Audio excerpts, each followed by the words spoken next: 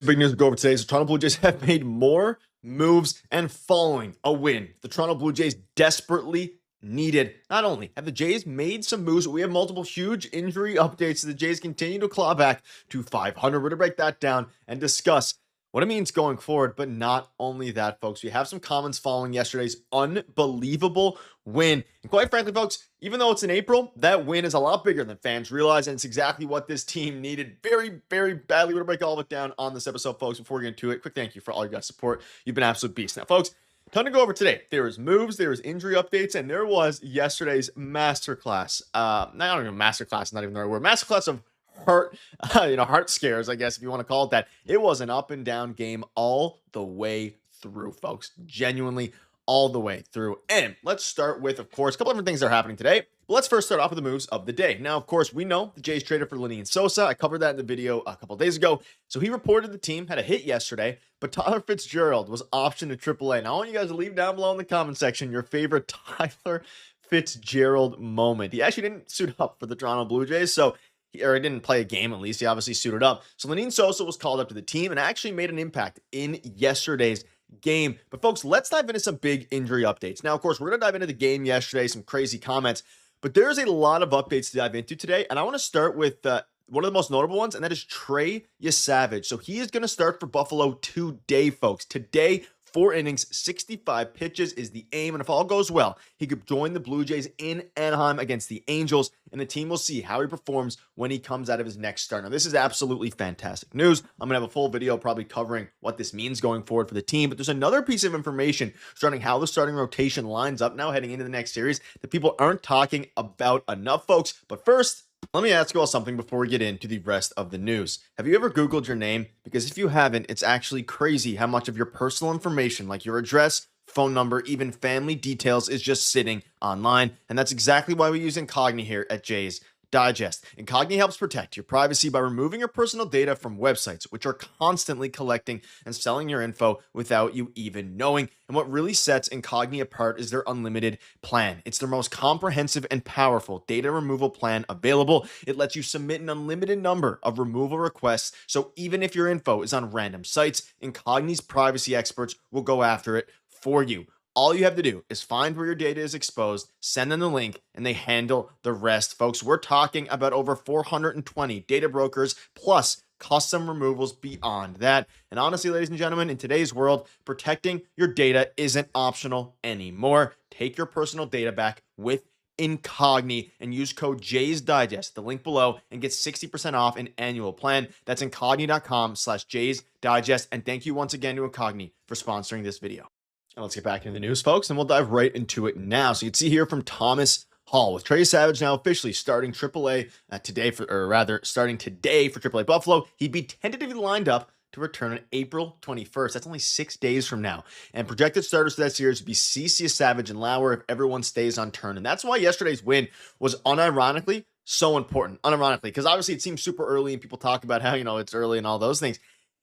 The Yankees lost, the Orioles lost, the Red Sox lost yesterday. So you gained a game on all of those guys. And it is too early to it's too early to be super picky with standings watching, but you can still watch standings because we know, like 2021, even last year, every single game matters. Now, we also have a ton of other updates surrounding injuries. So, of course, Yesavage is going to be pitching today. Addison Barger is in Florida to expedite his recovery, and we'll start doing some stuff later in the week. Injury's a lot worse than I think a lot of fans initially realized, like myself included. I thought that was going to be a bit of a shorter injury. Not the case. Now, Barrios, he seems to be on track to return very, very soon. He's a start behind Trey. Really good news. Jimmy Garcia and Bieber continue to throw bullpens. It feels like every single time I have a video for you guys covering the injuries, it's just that they threw bullpens and it went well. So can't really be upset about that. Springer's feeling a little bit better. We'll see if we can get the old man moving around a little. Doesn't seem too concerning either. And then Heineman had back spasms and is on the mend. He ultimately played yesterday when Brandon Valenzuela got pinch hit for Lenny Sosa, and then ultimately Tyler Heineman came into the game. So we're going to again have further updates on this later on as this week progresses. But the big thing here, Yesavage is going to come back next week, probably a week from yesterday, so 6 days from now. Barrios, probably a week behind him, or maybe even less than that. So the starting rotation is going to get better in a hurry, and that is extremely good news. George Springer, same thing. Some questionable stuff with Addison Berger, but Barrios, I think, is going to make one of the bigger impacts here. Now, they need a reliable pitcher. Now, of course, you have, Jose Barrios, again, or Trey Savage, sorry, who's going to be coming back first. He's going to be on limited innings. Keep that in mind. They're not going to be throwing him out there for 7, 8 innings. At least that was the plan before his injury, or I guess not his injury, I guess it is shoulder injury at this point. So comment down below what your thoughts are on that. And John Morosi reporting they may even utilize an opener to start a game during the next week or so if they want to kind of slowly transition things into Trey Savage's start, though. I don't think that's a great idea given the way that this team has kind of, destroyed their bullpen already, but I digress on that. And again, moving around a little bit better today than Sunday. Slow progress. Tyler Heineman's probably going to start the game. He looked like he was hurt out there, though, a little bit, so I don't want to say he might start the game. And before we move on to the game from yesterday, let's dive into Lenyn Sosa. Through his interpreter, he was asked to describe himself as a hitter, and he said, "I'm very aggressive as a hitter, but at the same time, I want to be under control." And so the Blue Jays told him to be ready for everything. Third, second, first, starting games, pinch hitting, etc. And we saw him pinch hit yesterday. And of course, he pinch hit in the spot of Brandon Valenzuela. Ultimately, actually ended up being huge. So he got a single, and then he tried to go to third on a base hit by, I believe it was Clement. He did somehow get there, or I think it was from Varsho the hit was. Regardless, that game was insane. It was definitely Varsho's hit. Insane for Lenyn Sosa to try to go to third there. It ultimately worked out. They got a run from it. Yesterday's game was insane, but they're going to be utilizing Lenyn Sosa. They weren't really utilizing him with the White Sox, even though they led their team in home runs last year. He led their team in home runs last year.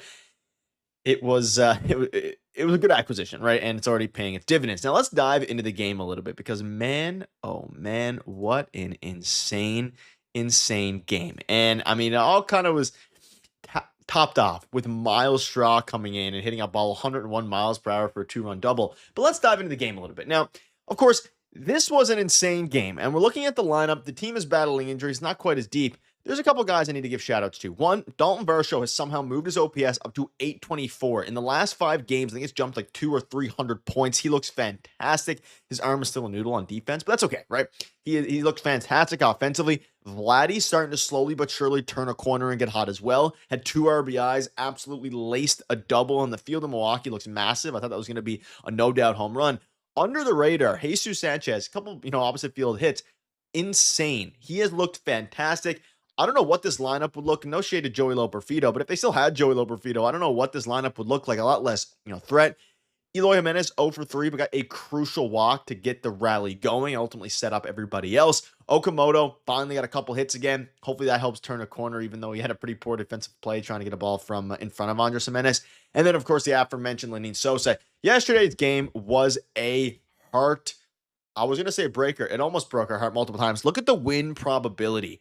I mean, most of the game, the Brewers had the highest probability. The Jays were up to near like 90%, near 100%, and then it went back down, then went back up. Jeff Hoffman is a problem. I almost want to, and they're not going to do it. I almost want Louis Varland to start closing games. He's that dominant, that locked in. Braden Fisher gives up his first run of the season, giving up, he hung a curveball and it got walloped for a solo shot, but Goss went 5 innings, clearly didn't have his A-grade stuff, 3 runs. It's exactly what the team needed. You needed a gritty win like this. You now have your ace V2 and Dylan Cease now on the mound. You did use a lot of your good bullpen guys. You had the off day a couple days ago, so you should be fine to keep using your bullpen arms. Shout out to Louis Varland getting the huge strikeout to make sure that obviously make sure the Brewers didn't win the game in the bottom of the 9th. Perfect game. Perfect game in the sense of it was fun to watch. It was incredible. We saw Miles Straw, who was, by the way, DHing. Keep in mind, he didn't start DHing, but the way things work, because Lenyn Sosa came in as a DH, and then Miles tried to do that. Insane. Tried to steal third, ultimately didn't work. It's the next man up mentality that this team needs, and that's what he spoke about after the game. He said that's what it's going to take for us to win baseball games. It's going to take all 26 guys, and guys, it's not going to be the last game. That's like that. We got to be able to come back and win those games. And you have to keep winning games when you have the opportunities to, especially with how tight the division is early, but you cannot let one team kind of continue to take the lead on the division. It's difficult to gain games in the AL East once everybody gets hot. The fact that Jays beat the Brewers, so yes, they're in the middle of now a 6-game losing streak following that lost 5-game before it. Got to make sure you take advantage of these games, especially before you get healthy. Then you can go on a huge streak, and health is obviously paramount. And guess what? They're getting healthy very, very soon, folks. That'll wrap it up. Let me know down below what your guys' thoughts are on this. Thank you guys for watching. Make sure to check Incogni out once again. And thank you to Incogni for sponsoring this video. It felt like the air left the stadium in one long, exhausted sigh, as though the game itself had grown weary of watching the Toronto Blue Jays stumble through yet another bruising defeat. Here on the Blue Jays Report, we're not just witnessing losses, we're watching a slow-burning mystery unfold, one where the culprit hides in plain sight. And if you're feeling that tension creeping in, do me a favor, like, share, and subscribe, because this story is far from over. The truth is, the injuries have written their own cruel script, but they are not the whole story. The offense, once a roaring engine, now whispers when it should thunder. Even flashes of brilliance, moments where the bat meets ball with purpose, fade into silence far too quickly. It's as if the lineup has forgotten its voice, and in baseball, silence is costly. Then comes the uneasy question lingering in the shadows: can this team trust its final act? Jeff Hoffman has become a symbol of uncertainty, a closer whose grip on the ninth inning feels like holding water. When confidence wavers at the finish line, victories slip through fingers like smoke. And yet, hope, stubborn, defiant hope, refuses to leave. A glimpse of promise here, a returning arm there. So stay with the Blue Jays Report, because if this season has taught us anything, it's that chaos often precedes a comeback.